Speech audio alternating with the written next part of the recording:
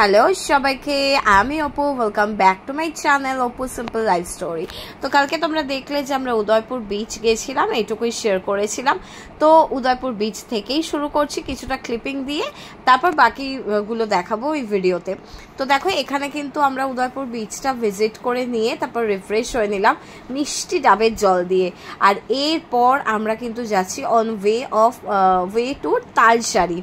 তো এই তালসারি যাওয়ার পথে দেখো এই গ্রামটা রয়েছে। তো এই দাদা গল্প করছিলেন যে এইখানকার মানে এই যে ওড়িশা বর্ডারের যে বেশিরভাগ মানে মানুষজন রয়েছেন তারা ভীষণ ঠাকুর ভক্ত হন। আর তাদের বাড়িতে এন্ট্রান্সে ঢোকার মুখে বলো বা ঘরের ভেতর ওনারা খুব সুন্দর সুন্দর পেন্টিং করে রাখেন, মানে জগন্নাথ দেব হোক বা মহাদেব হোক। হ্যাঁ, তো ওনারা খুব ঠাকুর ভক্ত হন। তো যাই হোক, এবার ওনার সাথে গল্প করতে করতে আমরা কিন্তু চলে আসলাম তালসারি সি বিচে। আর এখানেও কিন্তু খুব সুন্দর করে কাজ হচ্ছে, বিচের মানে পাশটা খুব সুন্দর করে সাজানো চলছে।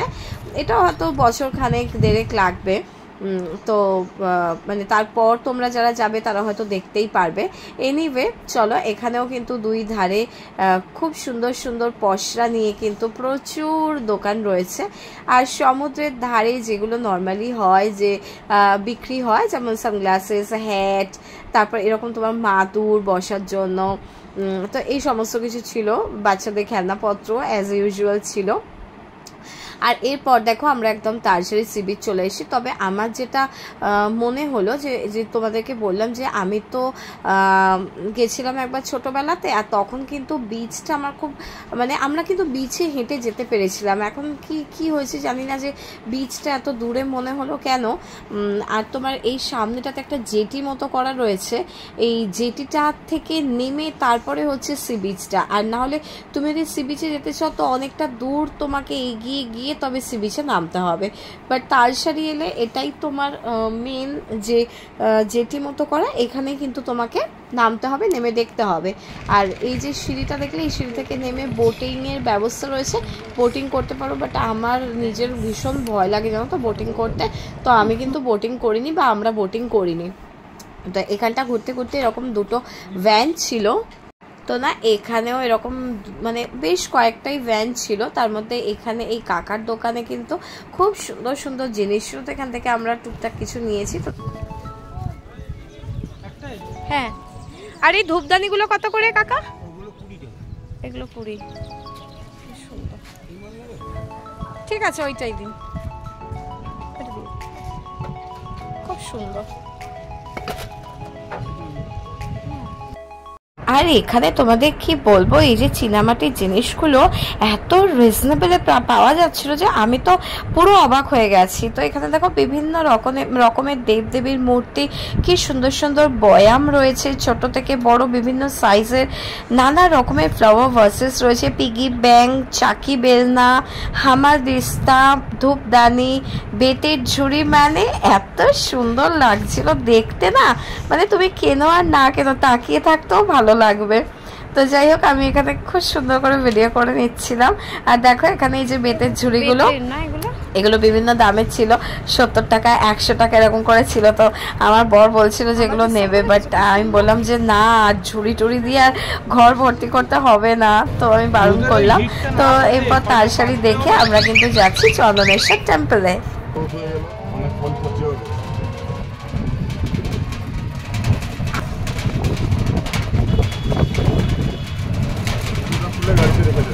কোনটা জুতো? আচ্ছা, জুতোটা খুলে গাড়িতে রেখে দিতে হবে। আমাদের টোটোর দাদা বলে দিল যে জুতোগুলো খুলে টোটোতেই রেখে দিতে। তো আমরা সেই মতোই টোটোতেই রেখে দিলাম জুতো, আর চলে আসলাম ওড়িশা বর্ডারে বিখ্যাত চন্দনেশ্বর টেম্পলে। তোমরা সকলেই নাম শুনেছ, ভীষণ নাকি জাগ্রত, খুব সুন্দর একটা মন্দির। তো এখানে মানে মেনলি মহাদেব রয়েছেন, মহাদেবের মন্দির। তো যাই হোক, আমরা ভিতরে গেলাম, এখানে পূজা অর্চনা চলছিল, সামনে ডালা পাওয়া যাচ্ছিল। তো যেহেতু আমরা দুপুরবেলা লাঞ্চ করে বেরিয়েছিলাম, তাই জন্য আমরা কিন্তু আর পুজো দিইনি, কারণ খাওয়া দাওয়া জামা কাপড়ে তো আর পুজো দিইনি। তো বিশাল বড় এলাকাটা নিয়ে কিন্তু মন্দিরটা। আর এই মন্দিরে মানে বিয়ের অনুষ্ঠান বা যে কোনো তিথিতে তো পুজো পার্বণ হয়, খুব জাগ্রত মন্দির, খুব ফেমাস একটা মন্দির। কিন্তু সেই তুলনায় দেখলাম যে মন্দিরটা না অতটাও পরিষ্কার পরিচ্ছন্ন করে রাখার ব্যবস্থা করা হয়নি। মানে এখানে সেখানে গরুর পটি মানে গোবর কিন্তু রয়েছে, তো সেইগুলো দেখলাম। আর একটু অপরিষ্কার অপরিচ্ছন্ন রয়েছে। এটা যদি আরও একটুখানি নিট অ্যান্ড ক্লিন করে রাখার ব্যবস্থা করা হতো না, তাহলে আরও সুন্দর লাগতো দেখতে, মানে একটু যদি ঝকঝকে তকতকে হতো। আর মন্দিরটা তো খুবই সুন্দর, মন্দির নিয়ে তো বলার কিছুই নেই, যেখানে দেবতার স্থান রয়েছে সেই সম্বন্ধে তো বলার কিছুই নেই। আর এত মানুষজন আসছেন, একটু তো অপরিষ্কার অপরিচ্ছন্ন থাকবে, কিন্তু স্টিল যদি একটু মানে প্রশাসনের তরফ থেকে বা মন্দির কমিটির তরফ থেকে উদ্যোগ নিয়ে যদি আরেকটু পরিষ্কার পরিচ্ছন্ন রাখা যেত। দেখো এখানে দেখছো নোংরা কত পড়ে রয়েছে, তো এরকমই নোংরা না চারিদিকে ছড়িয়ে ছিটিয়ে কিন্তু তত্রই পড়েছিল। আর দেখতে পাচ্ছ যে কি বিশাল বড় এলাকা জুড়ে এই মন্দির প্রাঙ্গণ। তো খুব খুব সুন্দর, এমনিতে মন্দিরটা খুব সুন্দর। তো যাই হোক, এখানে কিন্তু আমরা মন্দির দর্শন হয়ে গেল, মহাদেবের দর্শন করলাম খুব সুন্দর। আমাদের সঙ্গে সঙ্গে তোমরাও চন্দনেশ্বর টেম্পলে মহাদেবকে দর্শন করে নিয়েছো। তাহলে চলো আমাদের সঙ্গে নেক্সট ডেস্টিনেশনে। তো সকলে মিলে আমরা বলি হর হর মহাদেব।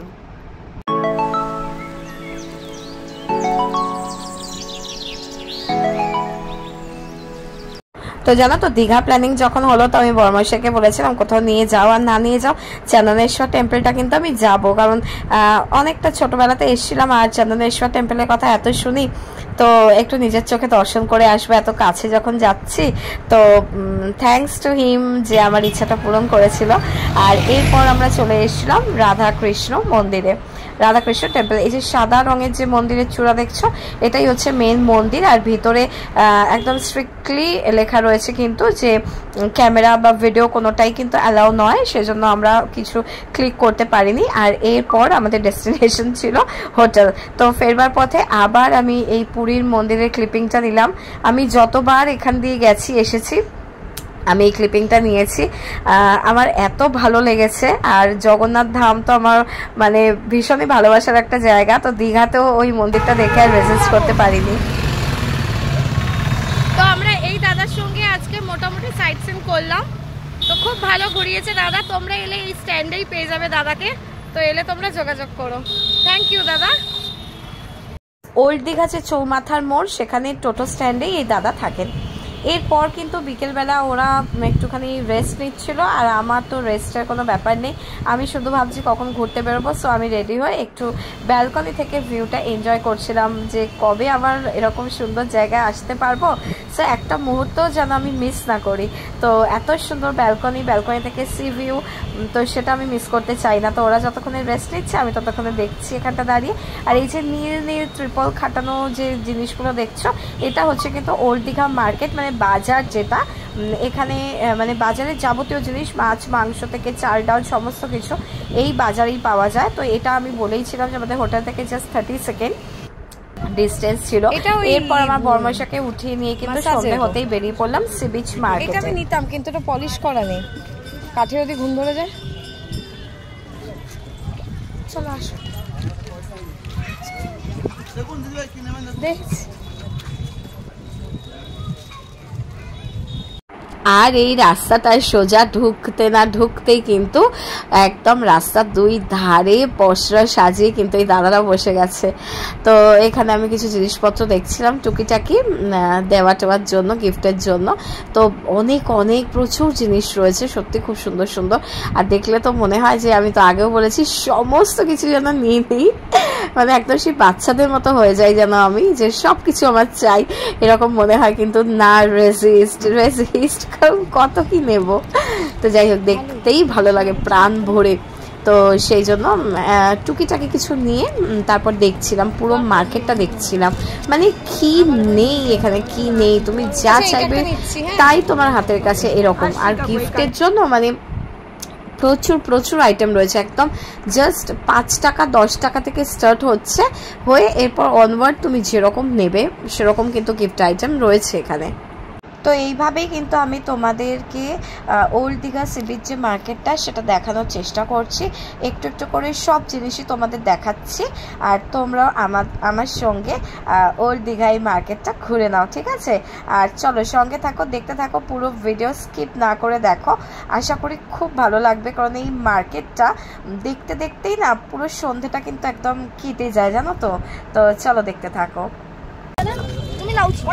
তুমি নাওছি, এইটা ভালো লাগছে, এই শাকটা দেখতে ভালো, কিন্তু এটা মাঝখান দিয়ে কেটে কেটে দিয়েছে এই শাকটা। এগুলো কত বলছে? 20? আচ্ছা, কি সুন্দর দেখো শাকটা।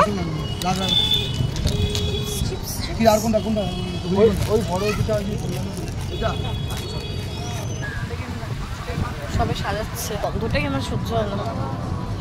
ওই যে ক্র্যাব,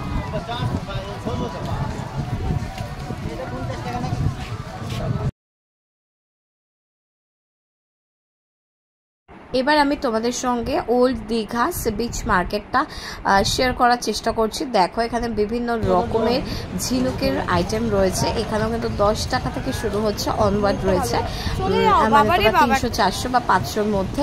এখানে বিভিন্ন টাইপের ব্যাগ রয়েছে, সেগুলো মোটামুটি 50 রুপিস থেকে স্টার্ট হচ্ছে হয়ে অনওয়ার্ড রয়েছে।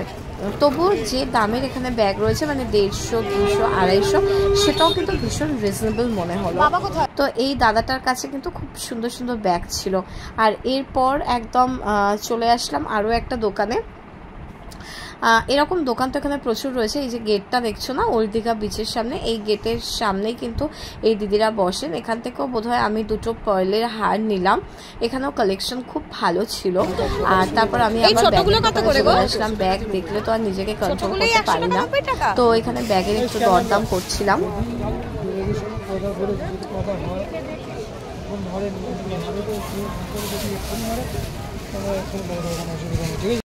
আর না বিশ্বাস করো, সন্ধেবেলার এই ক্রাউডটা দেখে আমি জাস্ট অবাক। তো যাই হোক, আমার তো এরকম একটু হই হুল্লোড় ভালোই লাগে, আর সেটা ভালো লাগে বলেই কিন্তু আমি ওল্ড দীঘাতেই ছিলাম। নাহলে আমার বর্মশাই কিন্তু অনেকবার বলেছিল যে নিউ দীঘাতে থাকার জন্য। তো আমি বললাম যে নিউ দীঘাটা বড্ড একটু ফাঁকা ফাঁকা, তো ওল্ড দীঘাতেই থাকবো। সেই জন্যই কিন্তু আমার জেদের জন্যই ওল্ড দীঘাতে থাকা।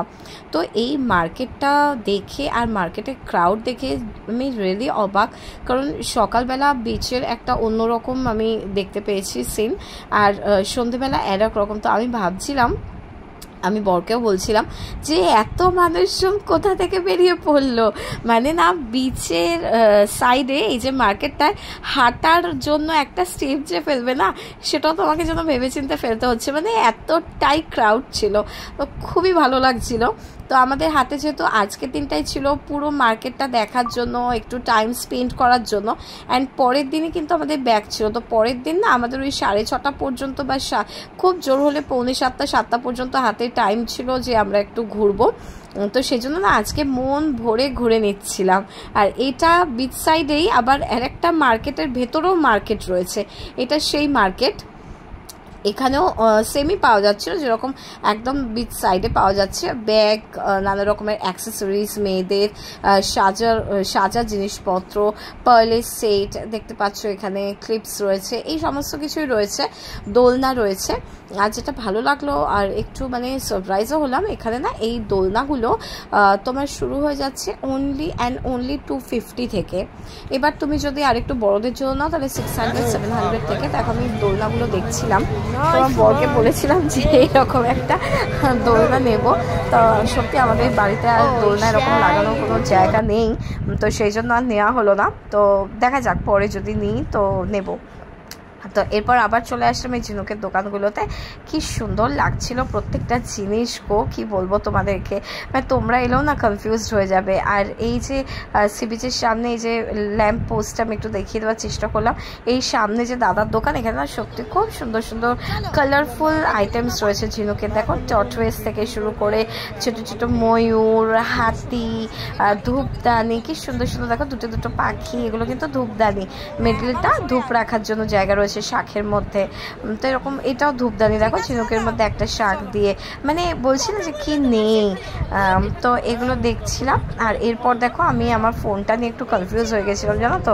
আমার ফোনটা হাত থেকে পড়ে না ওপরে গ্লাসটা ভেঙে গেছিলো, মানে গরিলা গ্লাসটা, আর একটু কোনো রিফ্লেকশন আসছিলো। তো ওটাই আমি আমার বরকে বলছিলাম যেটা কী হচ্ছে। তো এরপর এখানে একটা বইয়ের দোকান ছিল। তো আমার ছেলে তো একেবারে নাছর বান্ধা, এখানটাতে আসবেই। তো আমরা এসেছিলাম এই বইয়ের দোকানটাতে। প্রচুর প্রচুর মানে বুকসের কালেকশন রয়েছে। অনেকে বই কিনছে না, আমার পুত্রও বায়না করেছিল, কিন্তু আমি একটাও কিনে দিইনি, কারণ বাড়িতে এরকম প্রচুর বই রয়েছে যেগুলো কিন্তু পড়েও নি এখনও অবধি। আর পড়ার চাপ তো প্রচুর, তাই কখন আর পড়বে। তো আমি বললাম থাক বাবা থাক, এখন আর নিতে হবে না, এখন শুধু এখানে দাঁড়িয়ে দাঁড়িয়ে একটুখানি দেখে নাও। তো সেজন্য ও আর ওর বাবা মিলে দেখছিল, আর আমি এর ভেতরে এত সুন্দর ডেকোর করা, আমি সেটাই একটু ক্যাপচার করছিলাম। আর তারপর খিদে পেয়ে গেছিল।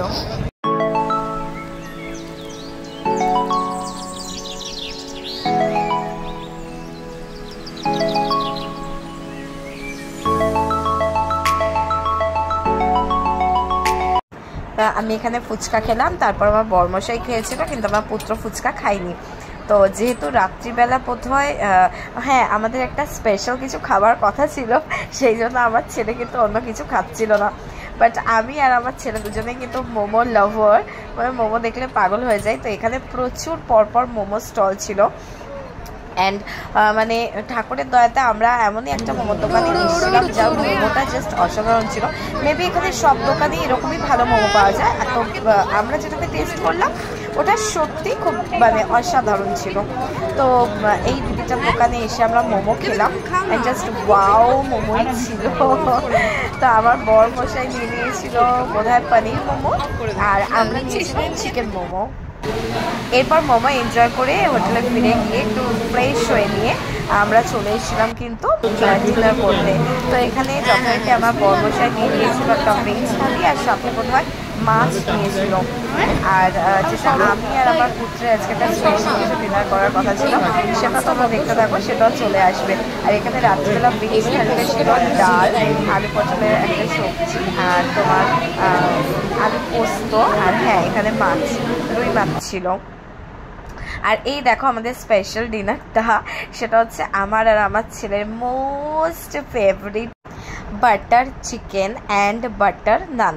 তো আমরা এই দিয়ে গরম গরম butter naan and butter chicken দিয়ে আমাদের ডিনারটা আজকে এনজয় করে নিলাম। আর এরপর কিন্তু আমরা ফিরে এসেছিলাম হোটেলে।